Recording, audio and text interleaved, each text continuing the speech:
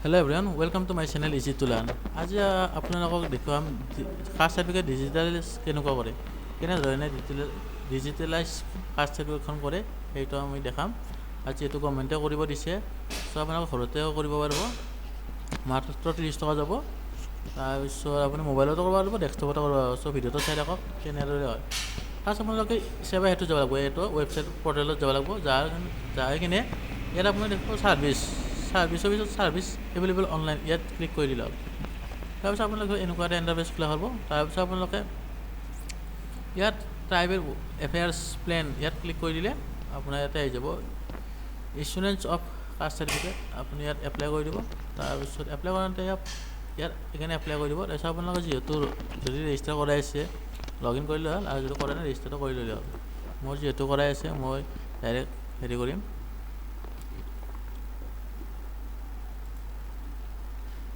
ইয়াৰ মোৰ আছে অলৰেডি, মই চাইন আপ কৰি লওঁ।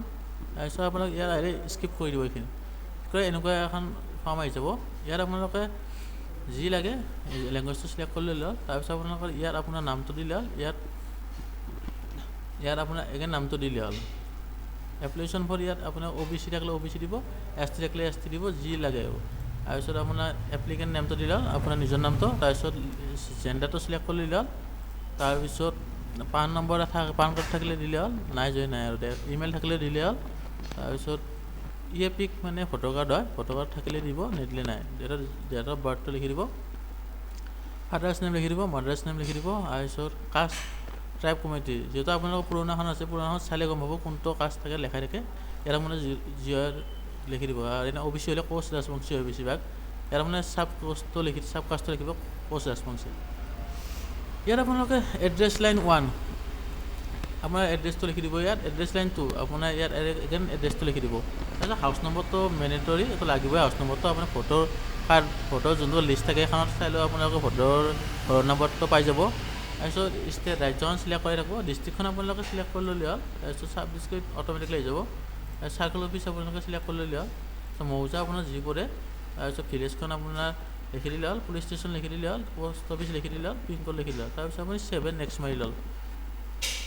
তাৰপিছত আপোনাক এনেকুৱা এখন ইণ্টাৰফেচ খোলা হ'ব। আপোনালোকৰ ডকুমেণ্টছ আপলোড কৰিব দিব। আপোনালোকৰ ফটোখন ইয়াত আপলোড কৰি দিলে হ'ল ইয়াত। তাৰপিছত এপ্লিকেশ্যন ফটো চিলেক্ট কৰি ল'লে ফটোখন আপলোড কৰি দিলে হ'ল। প্ৰুফ অফ বাৰ্থ, ইয়াত আপোনালোকে আধাৰখনো দিব পাৰে, পান কাৰ্ডো দিব পাৰে, মেট্ৰিকৰ এডমিটখনো দিব পাৰে। তাৰপিছত আপোনালোকে ইয়াত প্ৰুফ অফ ৰেচিডেঞ্চ, ইয়াত আপুনি আধাৰখন দিলে হ'ল। কাষ্ট চাৰ্টিফিকেট ফাদাৰৰ কাষ্ট চাৰ্টিফিকেটখন দিব লাগিব ইয়াত।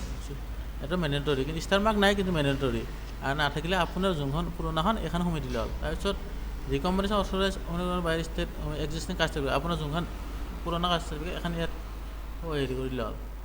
তাৰপিছত এনি এটা ডকুমেণ্টছ ইয়াত ভোটাৰ লিষ্ট থাকিলে এক্সিষ্টিং কাষ্ট চাৰ্টিফিকেট আছে, ইয়াত তিনিখন একেলগে সোমাই দিলে হ'ল। তাৰপিছত ছাবমিট কৰিলে আপোনালোকৰ পে'মেণ্ট কৰিব লাগিব 30 টকা। তাৰপিছত আপোনালোকৰ কাষ্ট চাৰ্টিফিকেটখন অনলাইন এপ্লাই হৈ যাব। তাৰপিছত আপোনালোকৰ 30 দিনৰ ভিতৰত আপোনালোকৰ হৈ যাব। তাৰপিছত আপোনালোকৰ ডাউনলোড কৰিব লাগিব। ডাউনলোড কৰাৰ কাৰণে মই ভিডিঅ'টো বনাম। তাৰপিছত চেনেলটো ছাবস্ক্ৰাইব কৰি থৈ দিব প্লিজ। বহুত ৰিকুৱেষ্ট কৰিছোঁ, কাৰণ ভিডিঅ' চাই কিনে ছাবস্ক্ৰাইব নকৰে। প্লিজ ছাবস্ক্ৰাইব কৰি দিব চেনেলটো। আৰু আপোনালোকে ছাবস্ক্ৰাইব কৰিলে মোৰ মনটো ভাল লাগে। তাৰপিছত ভিডিঅ'টো লাইক কৰি দিব।